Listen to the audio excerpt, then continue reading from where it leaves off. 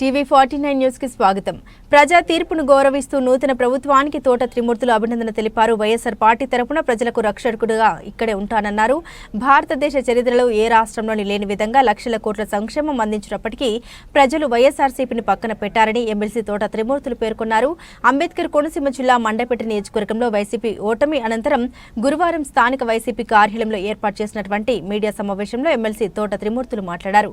ఇంతటి ప్రజా వ్యతిరేకతను ఊహించలేదన్నారు. 3.5 ఏళ్లుగా ప్రజల్లో ఉంటూ ప్రజలకు మంచి చేయాలని పనిచేశానన్నారు. లక్షల కోట్ల రూపాయలు సంక్షేమానికి ఖర్చు పెట్టిన ఏకైక పార్టీ వైఎస్ఆర్సీపీ పార్టీ అని, ప్రజలకు మేలు జరిగే విధంగా అనేక పథకాలు తీసుకొచ్చి పేదవాడికి అండగా నిలిచిందన్నారు.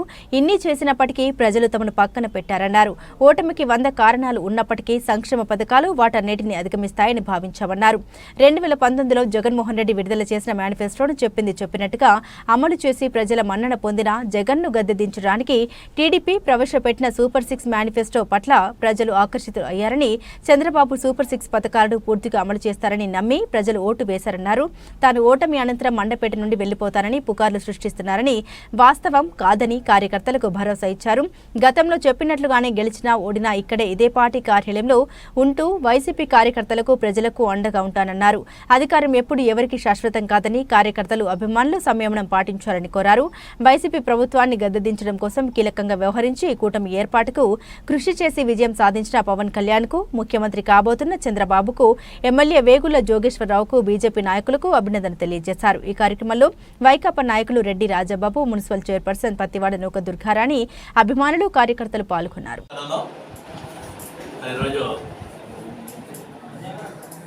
రాష్ట్రంలో జరిగినటువంటి ఎన్నికల ఫలితాలు మనందరం చూసాం. ఈ ఫలితాలు అనేటువంటి ఊహించినటువంటి విధంగా వచ్చినటువంటి ప్రజా తీర్పు. దీనికి మరి గెలిచినటువంటి ప్రభుత్వానికి, ఈ కూటమి ఏదైతే ఉందో ఈ కూటమికి ముఖ్య నాయకుడిగా ఇటు బీజేపీని ఒప్పించడంలో కానీ, మరి చంద్రబాబు నాయుడు గారితో కలిసి వెళ్ళాలనేటువంటి ఆలోచన కానీ చేసి ఈ ప్రభుత్వాన్ని గద్దెదించడమే నా జయం అనే విధంగా పనిచేసినటువంటి పవన్ కళ్యాణ్ గారిని ఈ సందర్భంగా మనస్ఫూర్తిగా అభినందిస్తున్నాను. అదేవిధంగా రేపు 9వ తారీఖు ప్రమాణ స్వీకారం చేయబోతున్నటువంటి ముఖ్యమంత్రి చంద్రబాబు నాయుడు గారికి, మరి మెండపేట నియోజకవర్గానికి శాసనసభ్యుడిగా గెలిచినటువంటి జోగేశ్వరరావుకి కూడా నా అభినందనలు తెలియపరుస్తూ, ఈ రాష్ట్ర చరిత్రలో ఎప్పుడు కనీవిని జరిగినటువంటి విధంగా జరిగినటువంటి ఈ ఎన్నికల ఫలితాలు, ఇది ప్రజలు ఎవరో జీర్ణించుకోలేనటువంటి పరిస్థితుల్లో ఉన్నటువంటి ఎన్నికల ఫలితాలు. ఎప్పుడు కూడా ప్రభుత్వాలు వస్తుంటాయి, పోతుంటాయి. ఈ దేశాన్ని పరిపాలించినటువంటి ఇందిరాగాంధీ గారు కూడా ఓడిపోయిన సందర్భాలు ఉన్నాయి. ఎంతో ప్రజాబలంతో ఉన్నటువంటి నాయకుడిగా ఉన్నటువంటి ఆ రోజు ఎన్టీ రామారావు లాంటి నాయకుడు కూడా ఓడిపోవడం జరిగింది. గెలిపోవటంలో అనేటువంటి సర్వసాధారణంగా జరుగుతుంటాయి. ప్రజల ఆగ్రహానికి ఎవ్వరూ కూడా అతిథులు కాదు ప్రజా వ్యతిరేకత. అయితే ఇంత వ్యతిరేకత ఉందనేటువంటిది అసలు ఏ రకంగానే కూడా ప్రజల్లో నుంచి ఎవరో గమనించలేకపోవటం అనేటువంటి, అంత వ్యతిరేకం ఉందనేటువంటిది అర్థమైన ఇంత వ్యతిరేకతని ఎవరో ఊహించలేనటువంటి పరిస్థితుల్లో జరిగినటువంటి ఎన్నికలు. ఏది ఏమైనా ఈ ఎన్నికలు ప్రజాస్వామ్యంగా జరిగినటువంటి ఎన్నికల్ని ప్రజలు ఇచ్చినటువంటి తీర్పును గౌరవించాల్సినటువంటి బాధ్యత అందరికీ ఉంది. కానీ ఇప్పటికీ కూడా ప్రజలందరూ వచ్చి మేము ఓటేసాం, మా ఓట్లు ఏమైపోయినాయి అనేటువంటిది అడుగుతున్నారు. సరే, వాళ్ళ అభిప్రాయం అది. కానీ ఇన్ని సంక్షేమ కార్యక్రమాలు ఈ భారతదేశ చరిత్రలో ఎక్కడ ఏ రాష్ట్రంలో లేనటువంటి విధంగా, పారదర్శకంగా, ఎక్కడ అవినీతి లేనటువంటి విధంగా జరిగినటువంటి కార్యక్రమాలు జరిగినాయి. అంటే దీంట్లో ఒకటి కాదు, ఓటమికి నిలుపుకుంటే ఈ రోజుని 100 కారణాలు ఉండొచ్చు. ఈ 100 కారణాలే కూడా ఈ సంక్షేమం అనేటువంటిది అధిగమిస్తుంది అనేటువంటిది నా నమ్మకం. కారణాలు వ్యతిరేకంగా ఉన్నాయనేటువంటిది ముందే తెలుసు మా అందరికీ.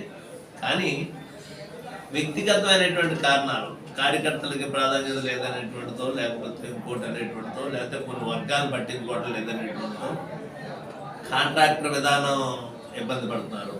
పంచాయతీల్లో ప్రధానమైనటువంటి కారణం మాకు అనిపించేది ఈ పంచాయతీ స్థానిక సంస్థలు ఏదైతే స్థానిక సంస్థల్లో ఉన్నటువంటి ఆ డబ్బులు ఆ ఫండ్ వాళ్ళు వాడుకునేటువంటి విధానం లేకుండా, అంటే ఏది ఏమైనా ఇచ్చిన మాట కట్టుబడేటువంటి విధంగా బటన్ నొక్కడానికి కావాల్సినటువంటి డబ్బులు పోజేయడం కోసమే చూసేవాడు తప్పితే జగన్మోహన్ రెడ్డి గారు వేరే ఆలోచించలేదు.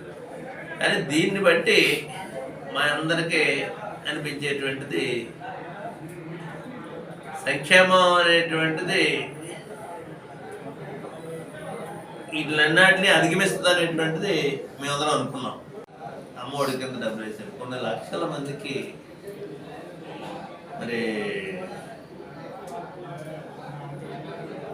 కాలేజీకి వెళ్ళే పిల్లలకు కానీ, స్కూల్ బస్సులు కానీ, స్కూల్లో ఉన్నటువంటి నాడు నేడు కింద స్కూల్స్ కానీ అభివృద్ధి విషయంలో కూడా జరగలేదన్నారు. చాలా అభివృద్ధి కార్యక్రమాలు జరిగింది. మన కళ్ళ ముందు కనపడుతున్నటువంటి అభివృద్ధి కార్యక్రమాలు చాలా వరకు.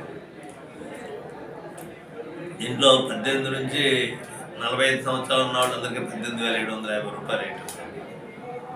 కాపు నేస్తం కానీ, అదే ఈబీసీ నేస్తం కానీ, గతంలో 65 సంవత్సరాల పెన్షన్ ఉన్నటువంటి వాళ్ళకి సంవత్సరం జగన్ గారు వచ్చిన తర్వాత 60 సంవత్సరాలకి పెన్షన్ ఇచ్చారు. కానీ ఇలాగ అనేక కార్యక్రమాలు చేస్తారు. అన్ని వర్గాలకే చేశారు.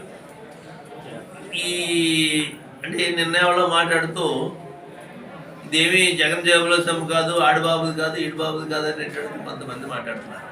ఎప్పుడు బాబుది ఎవరు? రేపు 6 గ్యారెంటీలు అనేటువంటి వాటితో ఇప్పుడు వచ్చినటువంటి ఈ ప్రభుత్వం కూడా 50 సంవత్సరాలకు ఇస్తున్నారు pension. SC BC, SC ST బీసీలకి 50 సంవత్సరాలకు పెన్షన్ ఇస్తారన్నారు.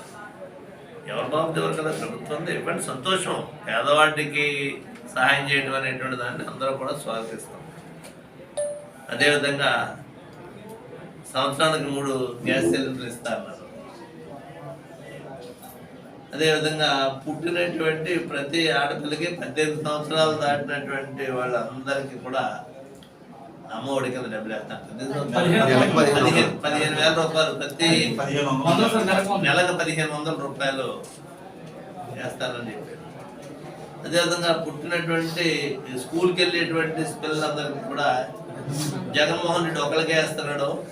మేము వస్తే ఎంతమంది స్కూల్కి వెళ్తుంటే అంతమందికి వేస్తాం అనేటువంటి చెప్పారు. 2 3 ఎంతమంది ఆడపిల్లలున్నా స్కూల్కి వెళ్ళే పిల్లలందరికీ కూడా ఆడపిల్లలైనా మగవాళ్ళైనా అమ్మఒడి వేస్తారు. కానీ సంతోషమే. ఉచిత బస్సు సౌకర్యం అనేక హామీలు ఇచ్చారు. ఆ హామీలు అన్నిటిని ప్రజలు నమ్మారు. అంటే గతంలో ప్రభుత్వ హామీలని నాకు తెలిసినంత వరకు గతంలో ప్రభుత్వ హామీలు మేనిఫెస్టోలు అంటే అది ఎవరు నమ్మేవారు కాదు. ఏదో రాజకీయాల్లో వస్తుంటారో చేస్తుంటారో చెప్తుంటారో అనేటువంటిది ఎవరు నమ్మేవారు కాదు. కానీ జగన్మోహన్ రెడ్డి ఇచ్చినటువంటి మేనిఫెస్టోలు 2019 నుంచి 24 వరకు చూసినటువంటి ప్రజలందరూ కూడా చెప్పింది చెప్పినట్టు చేసినటువంటి జగన్మోహన్ రెడ్డి చెప్పాడు. అంతకంటే ఈవేళ మరి చంద్రబాబు నాయుడు గారు ఇచ్చినటువంటి మేనిఫెస్టోలో ఇంకా మేలు జరిగేటువంటి పథకాలు కనపడుతున్నాయి. మరి జగన్మోహన్ రెడ్డి గారు చంద్రబాబు నాయుడు మీద అప్పుడు గతంలో నమ్మకం లేకపోయినప్పటికీ జగన్మోహన్ రెడ్డి గారు చెప్పారు, చేశారు కాబట్టి ఈయన తప్పకుండా చేసి తీరుతాడనేటువంటి ఒక ఆశ కొలిది ఇలా ప్రజలందరూ కూడా ఓట్లు వేశారనేటువంటిది కూడా అనిపిస్తుంది. ఎవరికైనా పేదవాడికి సహాయం అందుద్ది, డబ్బులు వస్తున్నాయంటే అందరూ ఆశిస్తారు. ఆ విధంగా ఆశించి ప్రజలు ఆయన పెట్టింది పెట్టాడు, ఆయన ఇచ్చింది ఇచ్చాడు, తర్వాత ఇంకా ఎక్కువ ఇస్తా అన్నారు కదా, ఇది కూడా చూద్దాం అనేటువంటి దేశంలో వేసినటువంటి తీర్పు. ఏది ఏమైనా ఈ తీర్పుని ప్రజాస్వామ్యబద్ధంగా ప్రజలు ఇచ్చినటువంటి తీర్పుని గౌరవించాల్సినటువంటి బాధ్యత మన అందరి మీద కూడా ఉంది. అదేవిధంగా ఈ నియోజకవర్గానికి 3.5 సంవత్సరాలు నేను వచ్చిన తర్వాత ఇప్పటి వరకు ఈ నియోజకవర్గంలో ఎప్పుడు కని వినియారనేటువంటి విధంగా అభివృద్ధి కార్యక్రమాలు చేసినా ఎక్కడికెక్కడ స్పష్టంగా కనపడుతున్నాయి. ఇప్పుడు మనం కూర్చున్నటువంటి ఈ సెంటర్ ఏదైతే ఉందో మున్సిపాలిటీలో ఉన్నటువంటి మా ఆఫీసుకు సంబంధించినటువంటి ఏరియా కానీ రోడ్లు కానీ 30 సంవత్సరాలు 40 సంవత్సరాల నుంచి ఉన్నటువంటి డంపింగ్ యార్డ్ సమస్య కానీ అనేక సమస్యలు పరిష్కరించాం. రోడ్లు అన్నీ కూడా వేసాం. ఇంకా ఇవ్వాల్సినటువంటి రోడ్లు ఉన్నాయి. ఈవేళ 8 రోడ్లు టెండర్లు పిలిచి పనులు కూడా ప్రారంభించినటువంటి రోడ్లు అవి కూడా పూర్తి చేస్తారు. అదే కాంట్రాక్ట్ దాడే పూర్తి చేస్తారు.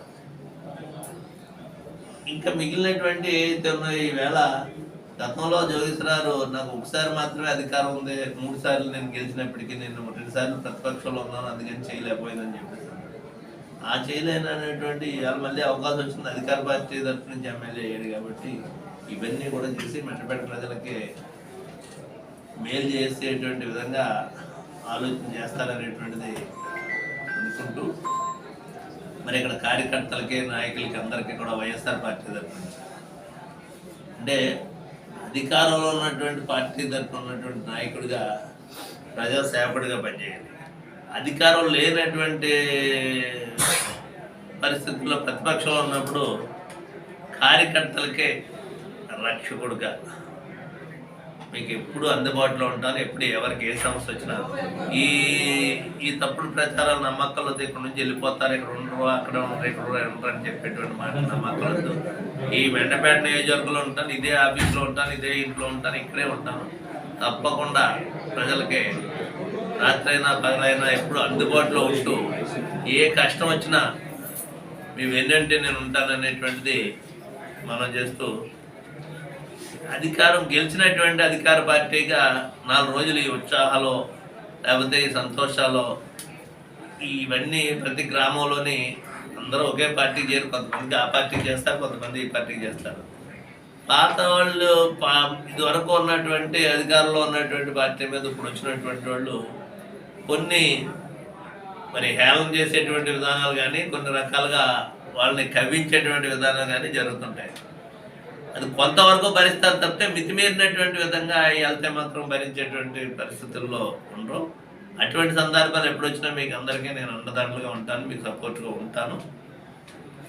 కానీ ఈ 4 రోజులు కాస్త ఓపిక పట్టి వాళ్ళు ఏదో ఉత్సాహంగా ఆనందంగా ఉన్నటువంటి సందర్భంలో బాధలో ఉండి మనం ఏదో రోడ్డు ఎక్కాము, మనమే తప్పు చేసామనేటువంటి విధంగా మాట్లాడేటువంటి పరిస్థితులు ఉంటాయి. కాబట్టి అందరూ కూడా సమన్వయం పాటించాలనేటువంటిది విజ్ఞప్తి చేస్తూ మీ అందరికీ మీ తోట త్రిమూర్తులుగా మీకు ఎప్పుడు అందుబాటులో ఉంటాను. అధికారం అనేటువంటిది ఎవరికి ఎప్పుడు శాశ్వతం కాదు.